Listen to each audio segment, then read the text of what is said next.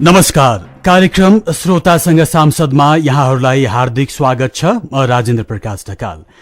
कार्यक्रम श्रोतासँग सांसद तपाईहरूले image FM 97.9, image news FM 103.6 र हाम्रो कार्यक्रम पश्चिमाञ्चलको लोकप्रिय FM radio Shaligram 100.6 megahertz Kusma पर्वत र रेडियो हाम्रो पाइला एफएम 91.6 जाजरकोटबाट पनि सुनिरहनु भएको छ।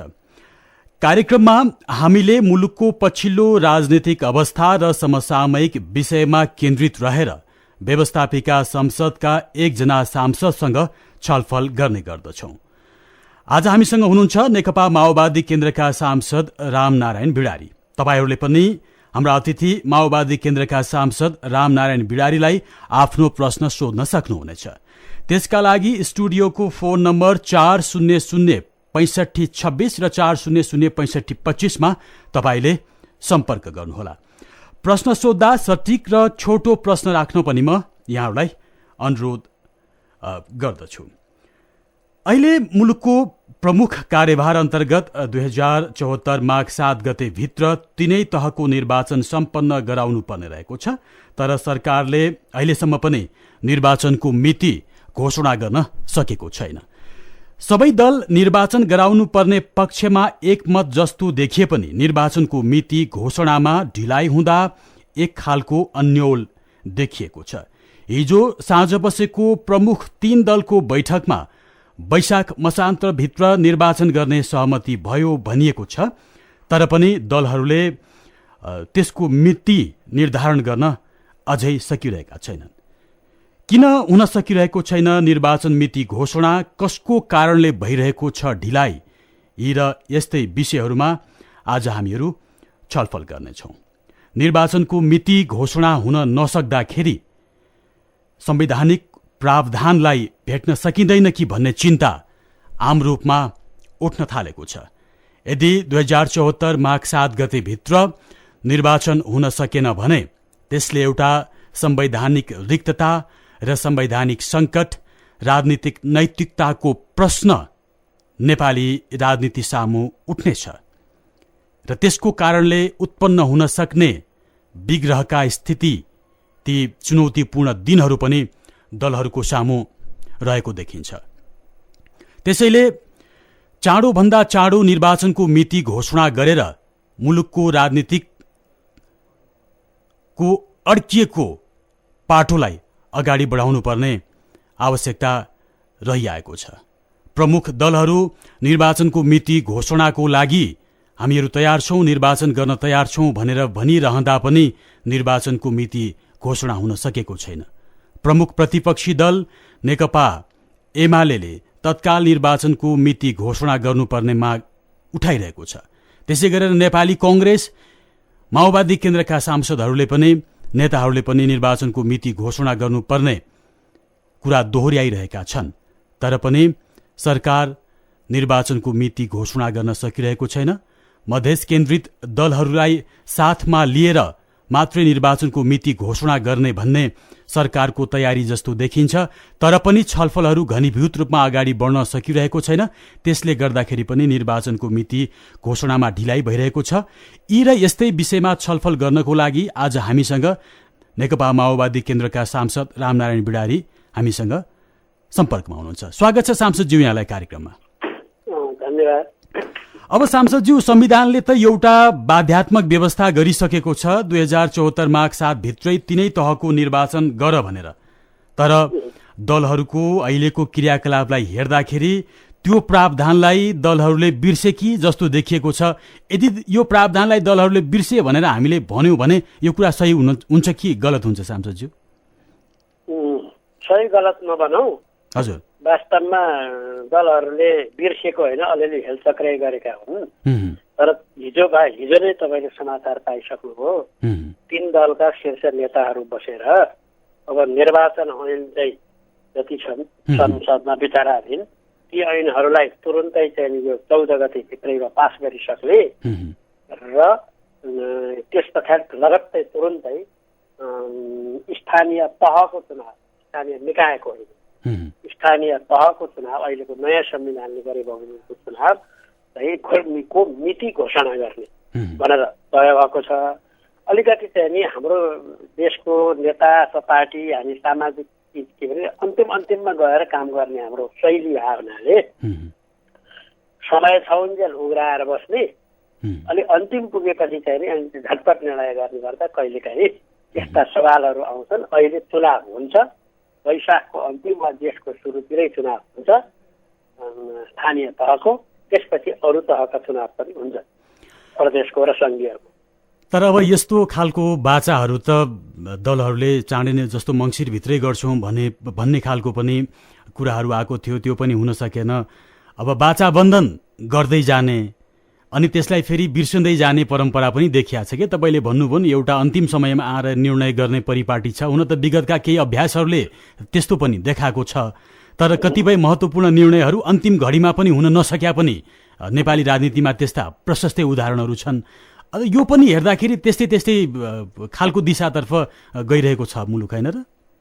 कुनै पनि हालतमा मैले हिजो संसदमा पनि स्पष्ट रूपमा आफू सत्तारूढ दल भएर पनि अस्ति संसदमा भने कि कुनै पनि बहानामा चुनाव चाहिँ नि ढिलो गर्ने, रोक्ने, नगर्ने गर्न पाइन्न। स्थानीय तहको चुनाव तुरुन्तै छिटै घोषणा गर्नुपर्छ भन्ने र घोषणा गर्दैछन् र यो चुनाव हुन्छ।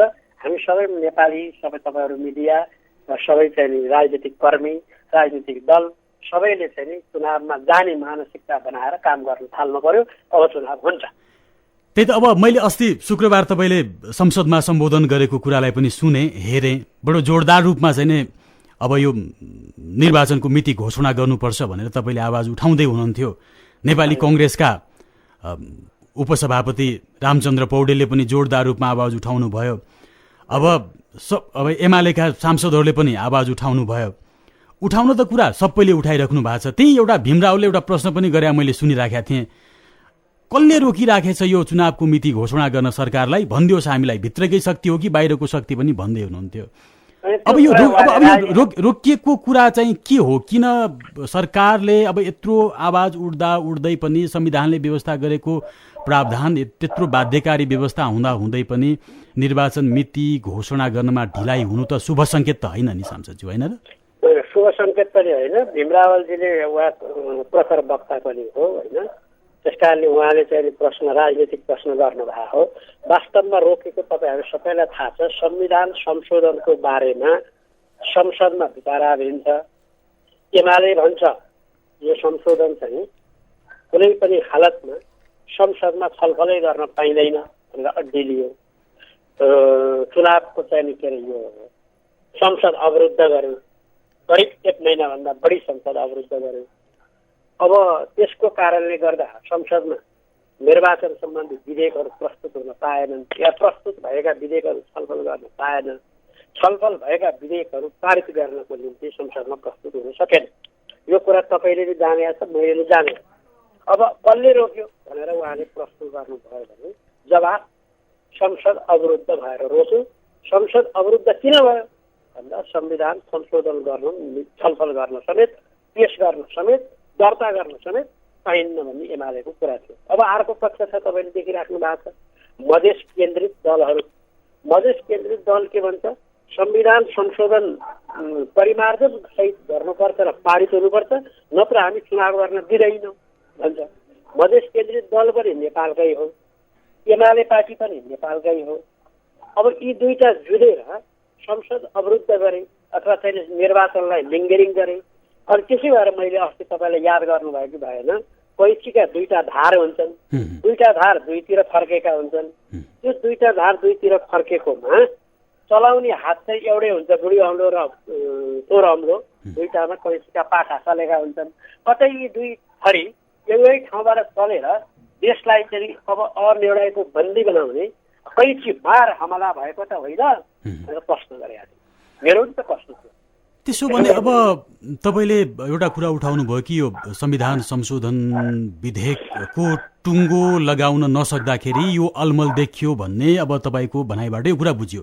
त्यसो हो भने अब यो संशोधन विधेयक पारित भएपछि मात्रै चुनावको घोषणा गर्ने हो कि अब छलफलमा त आइसकेका छ, अब तपाईँहरू पारित गरेपछि मात्रै चुनाव घोषणा गर्ने दिशामा जानुभएको हो?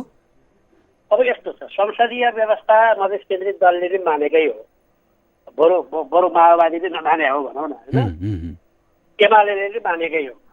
एमाले संसदमा छलफल गर्न पाइँदैन, पारित प्रस्ताव चाहिँ पारित गर्ने वा अपारित गर्ने त्यो बारेमा भोटिङ गर्न पाइँदैन भनेर न्यू खोजेको नि संसदीय व्यवस्था विरुद्धको कुरा हो। संसदले पारित गर्यो वा अपारित गर्यो, अस्वीकृत गर्यो भने संसदीय व्यवस्थामा मान्नुपर्छ। त्यो कुरो म मान्दिनँ, मेरै कुरा लागू गर्नुपर्छ भनेर मधेस केन्द्रित दलले भनेको कुरा पनि असंसदीय हो, असंवैधानिक हो। त्यस कारणले अब संविधान संशोधनको प्रक्रिया संसदमा अगाडि बढ्छ।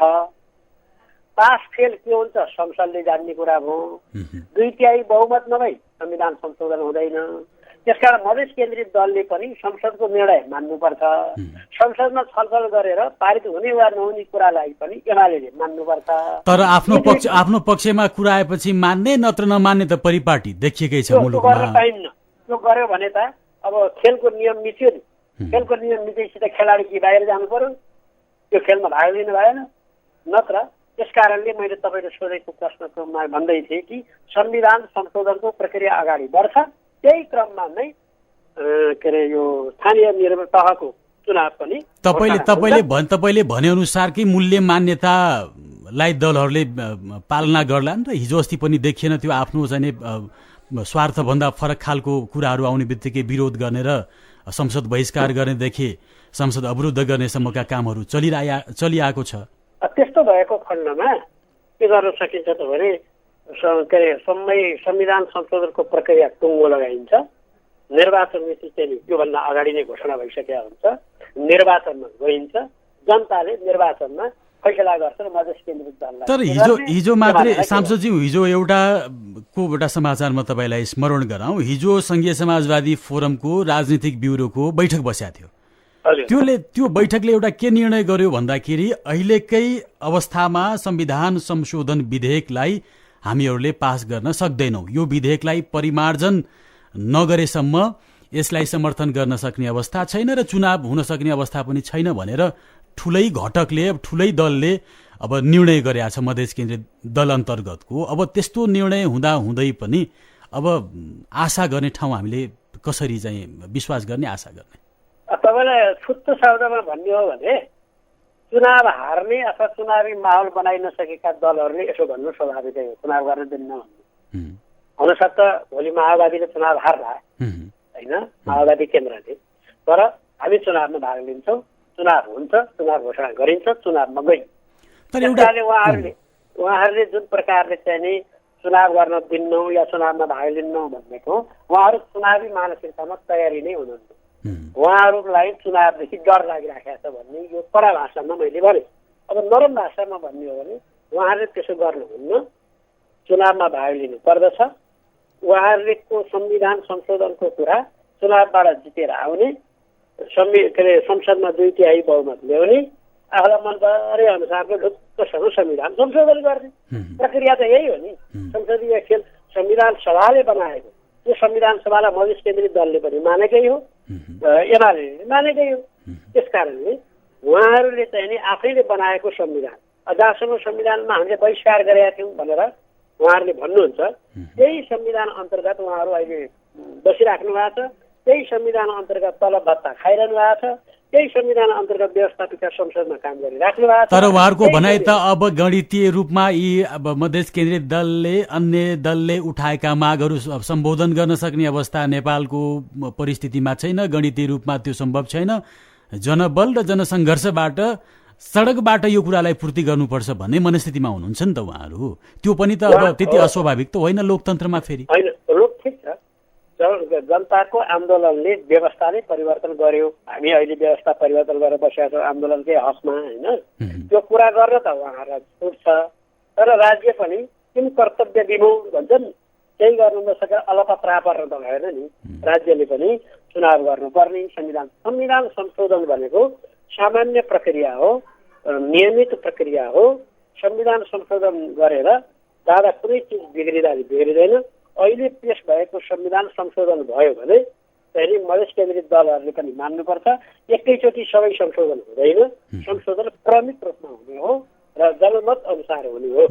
मधेस केन्द्रित दलहरूले अहिलेको संशोधन विधेयकमा परिमार्जन गर्नुपर्छ भनेर उहाँहरूले कुरा उठाइराख्नु भएको छ। प्रधानमन्त्री लगायतसँग पनि उहाँहरूले यस विषयमा छलफल गर्नुभएको छ, परिमार्जन गर्नु पर्यो भनेर। अब प्रधानमन्त्रीले पनि परिमार्जनको दिशामा हामी जान सक्छौँ, जान सकिन्छ भनेर पनि आश्वासन बेला बखतमा दिइराख्नु भएको छ। अब यो प्रस्तुत विधेयकमा सरकारबाट फेरि परिमार्जनको प्रस्ताव लिएर अगाडि जान सक्ने अवस्था छ कि छैन?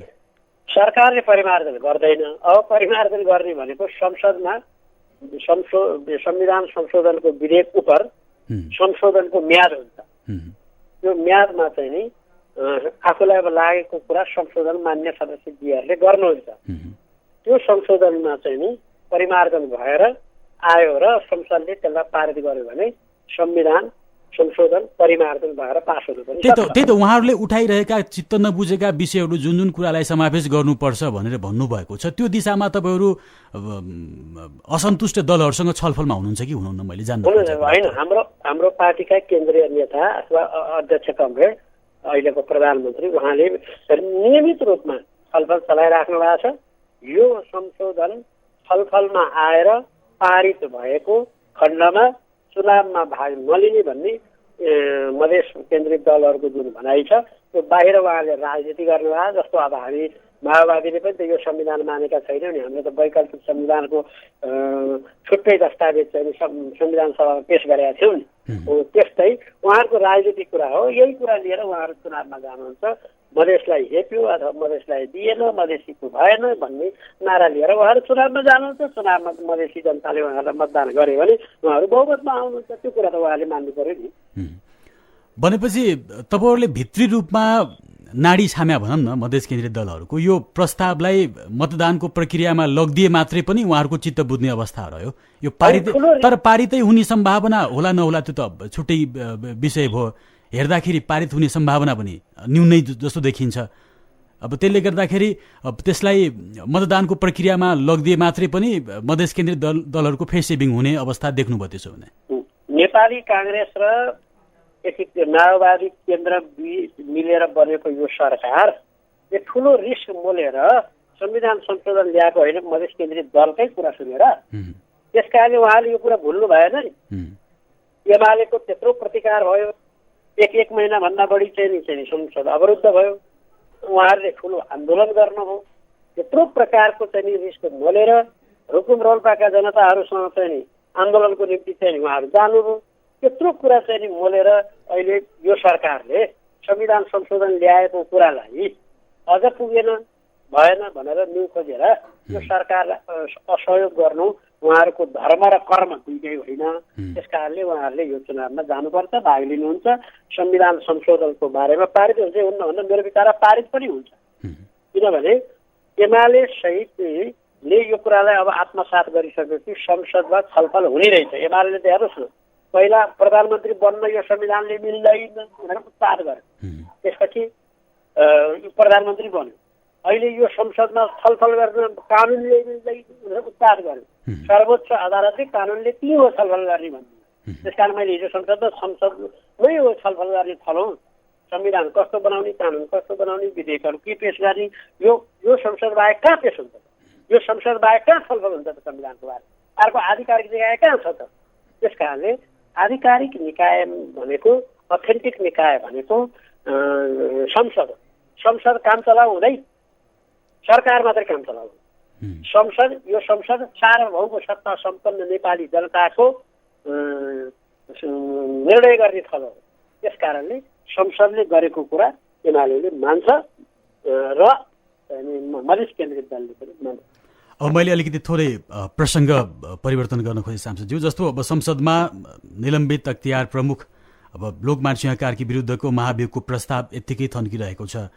अब तपाईँलाई त महाभियोग सिफारिस समितिले अर्को छानबिन समिति गठन गरेर उपसमिति गठन गरेर संयोजक पनि बनाएको छ।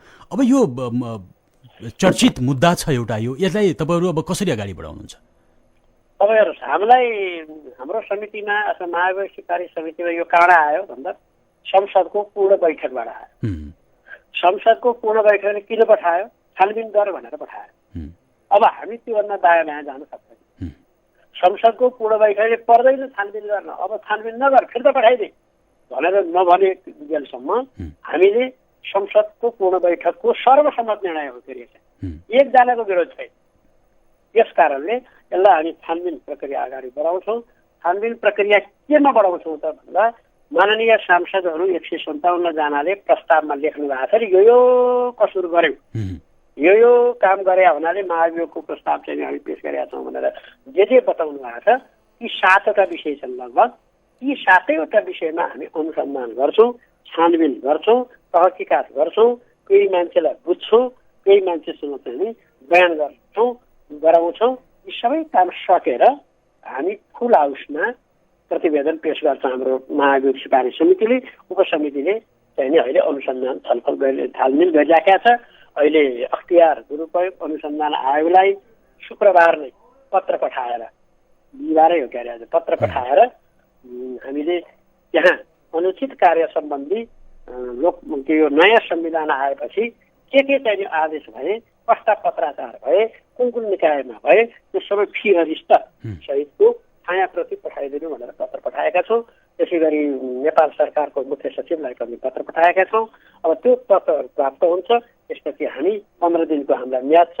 यो 15 दिनभित्रमा चाहिँ हामी त्यो काम सम्पन्न गरेर प्रतिवेदन दिन्छौँ। अब सर्वोच्च अदालतको फैसलापछि उहाँ त पदमुक्त पनि भइसक्नु भएको छ। अब पदमुक्त भइसकेको व्यक्तिको बारेमा छानबिन प्रक्रियालाई अगाडि बढाउनु अब कतिको सान्दर्भिक हुन सक्छ या सक्दैन, के जस्तो लाग्छ यहाँलाई? कानुनी रूपमा संसारको प्र्याक्टिस पनि हेरेर, अन्य देशका अभ्यासहरूलाई समेत हेरेर, हाम्रो देशको कानुन समेत हेर्दा पदमुक्त भइसकेको व्यक्तिलाई उप महाअभियोगको प्रस्ताव पारित हुँदैन।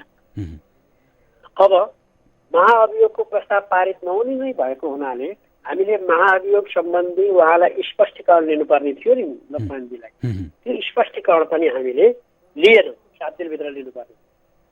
हामी केमा मात्रै गऱ्यौँ भने उहाँले त्यो पदमा बसेर गरेको काम संविधान र नेपालको कानुन र सिद्धान्त बमोजिम छ कि छैन त्यति हेर्छौँ।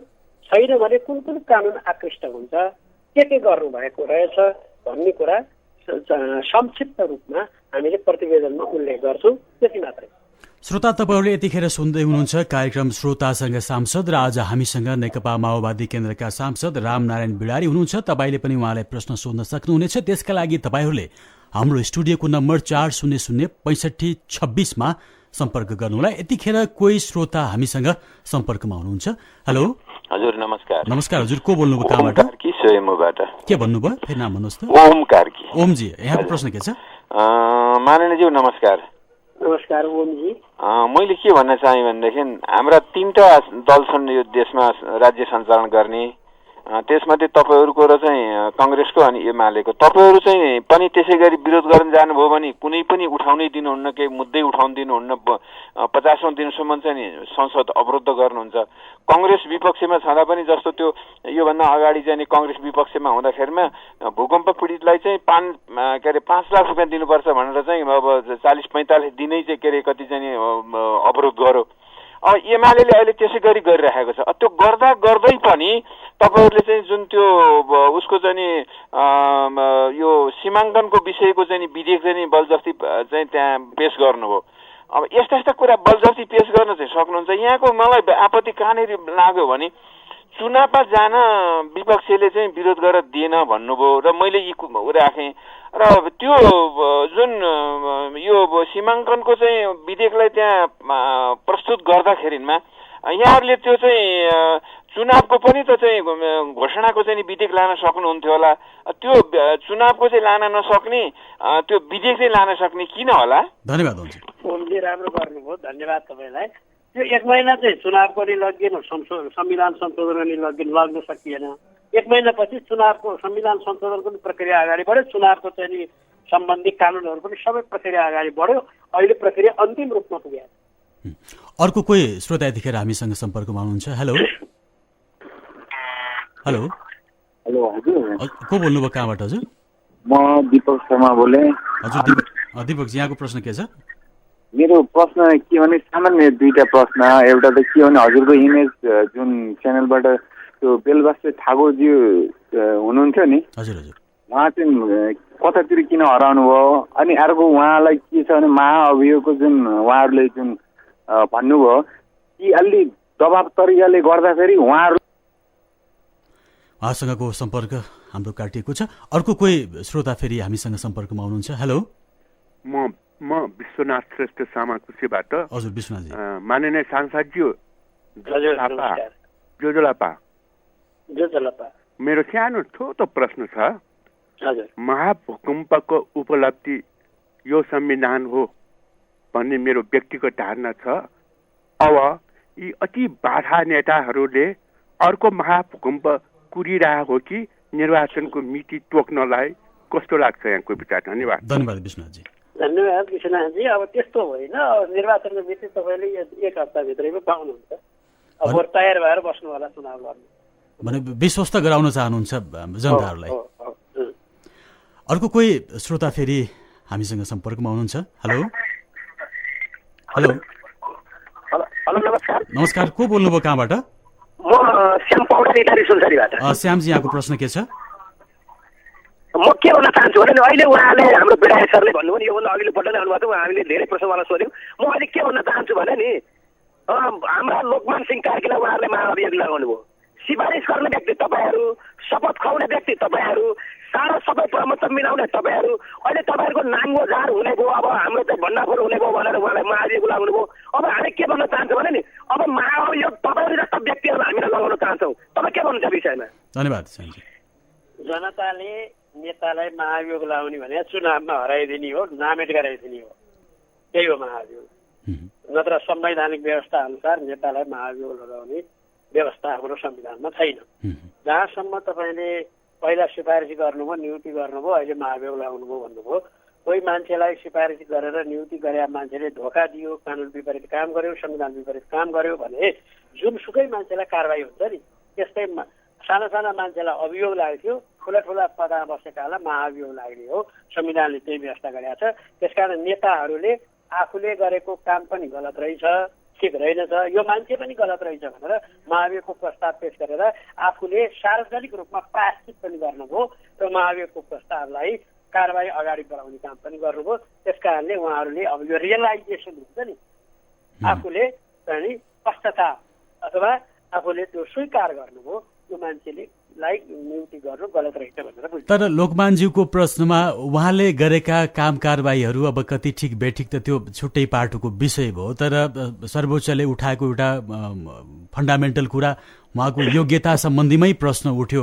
यसरी को व्यक्ति योग्य हो कि होइन, कुनै निकायको लागि त्यसलाई सिफारिस गर्दाखेरि त्यसको योग्यता पुगेको छ कि छैन भन्ने सामान्य कुरालाई पनि अब त्यत्रो एउटा संवैधानिक परिषददेखि लिएर नेताहरूको सहमति त्यसमा देखियो, त्यति कुरालाई पनि नजरअन्दाज गर्न नसक्नु त ठुलो त्रुटि नै हो नि, होइन र सामशेजी? एउटा त नेताहरूको त्रुटि हो, अर्को चाहिँ यस विषयमा सर्वोच्च आयोगमा मुद्दा परेको थियो। त्यही बेला पनि सर्वोच्च आयोगले नियुक्ति गर्न मिल्छ, योग्यता पुगेको छ भने त्यो बेला पनि सर्वोच्च आयोगको डिभिजन बेन्च योग्यता मिल्छ, पुग्छ, हुन्छ, नियुक्ति गर्दा हुन्छ भन्ने नै भनिदियो होइन।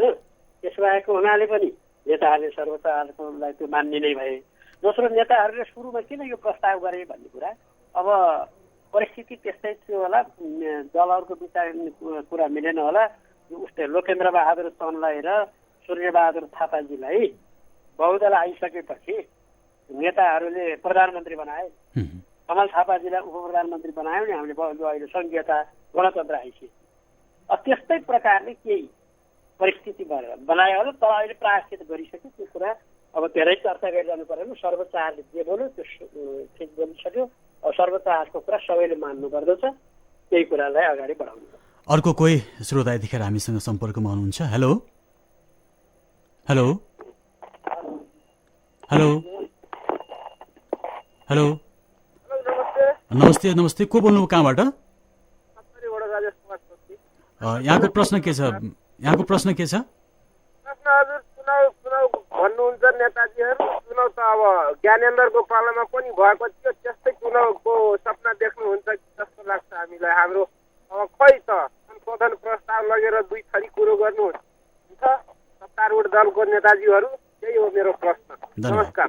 धन्यवाद। अलि राम्रो प्रश्न सुनिएन, के भने अरे? उहाँले अब चुनाव गर्ने भनेर दलहरूका नेताहरूले भन्दै हुनुहुन्छ। पूर्व राजा ज्ञानेन्द्रको पालामा पनि चुनाव भएकै हो, त्यस्तै चुनाव गर्न खोज्नु भएको हो कि संविधान संशोधनको प्रस्तावलाई पनि तपाईँले अगाडि बढाउनु भएन भनेर उहाँले प्रश्न सोध्नुहुन्छ। संविधान संशोधनको प्रस्ताव संसदमा विचाराधीन छ, अगाडि बढाइराखेकै छ। संविधान संशोधनको कुरा पनि अब टुङ्गो लाग्छ नै।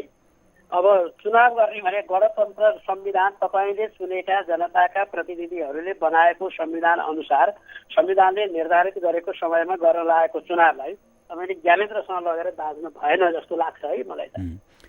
तर तपाईँहरूले अब यो निर्वाचनको मिति घोषणा गरेर अगाडि बढिहाल्नुभयो र तपाईँहरूलाई मधेस केन्द्रित दलहरूले साथ दिएनन् भने त ठुलो जनसङ्ख्या त यो चुनावमा सहभागी नहोला जस्तो देखिन्छ नि। होइन, ठुलो जनसङ्ख्या अहिले कल्पना नगरौँ होइन। मधेस केन्द्रित दलले त्यसो गर्दै गर्दैन भन्ने कुरा अनुमान गरौँ। अर्को कोही श्रोता यतिखेर हामीसँग सम्पर्कमा हुनुहुन्छ। हेलो, जोजोलपा मान्नेज्यू। जोजोलपा, मेरो एउटा प्रश्न। यहाँको नाम भनिदिनुहोस् त, को बोल्नुभयो? दीपक तुलाधर, म काठमाडौँबाट। हजुर दीपकजी, यो अहिले हालै सिडो कार्यालयमा सङ्घ संस्था दर्ता गर्दाखेरि नेपालकै राष्ट्रभाषा भनेको नेपाल भाषा, नेवार भाषाको नाम राख्दाखेरि सिडो कार्यालयले मनाइ गर्यो। यो हामीले बुझेन भनेर। नेपालमा 123वटा भाषा छन् र सबै भाषालाई राष्ट्रभाषा भनिसकेको अवस्थामा सिडोले बुझेन भनेर संस्थाको नामै राख्न, आफ्नो भाषामा राख्न नपाउने अथवा नामै फेर्न लगाउने यस्तो नराम्रो घोर विरोध काम गरेको छ। यसमा यो तराईका भाषाहरू पनि पीडित नै छन्। यसमा तपाईँको के विचार छ? धन्यवाद दीपकजी। होइन, हामीले हाम्रो संविधानमा पनि राष्ट्रभाषा नेपालमा प्रचलित मातृभाषाहरू सबै राष्ट्रभाषा हुनेछन् भनेर स्पष्ट गरेकै छ। दोस्रो चाहिँ के छ भनेदेखि प्रदेश सभाले अब सरकारी कामकाजको निम्ति अब कुन भाषा प्रयोग गर्ने भनेर निर्णय गर्छ भनेर पनि स्पष्टै लेखेको छ। अहिले चाहिँ नि प्रदेश सभाको चुनाव नभएको र चाहिँ नि देश सङ्क्रमणकालीन अवस्थामै भएको हुनाले त्यो सिडिओ साहबले त्यसो कुरो बुझ्नु भएन र त्यसो भन्नुभयो होला। नाम राख्न पाइन्छ, आफ्नो भाषा अनुसारको नाम राख्न पाइन्छ, तर त्यसलाई चाहिँ नि नेपाली भाषामा उल्था गर्न सक्ने रहेछ भने त्यो उल्था गरेर गर्ने काम चाहिँ सम्बन्धित सरकारी निकायको काम हो, अभिलेख राख्ने काम। हवस् त, कार्यक्रममा आइदिनु भयो, आफ्नो अमूल्य समय दिनुभयो, यसको लागि यहाँलाई धेरै धेरै धन्यवाद। ल, मेरो पनि सबै श्रोताहरूलाई र तपाईँ सबैलाई धन्यवाद, नमस्कार छ। हस्त श्रोताबिन, यतिखेर हामीले कुरा गऱ्यौँ नेकपा माओवादी केन्द्रका सांसद रामनारायण बिडारीसँग। आजको कार्यक्रमबाट हामीलाई बिदा दिनुहोस्। भोलि फेरि यसै समयमा हामी नयाँ अतिथिसँग आउने नै छौँ। इमेज FM सुन्दै रहनुहोला। नमस्कार।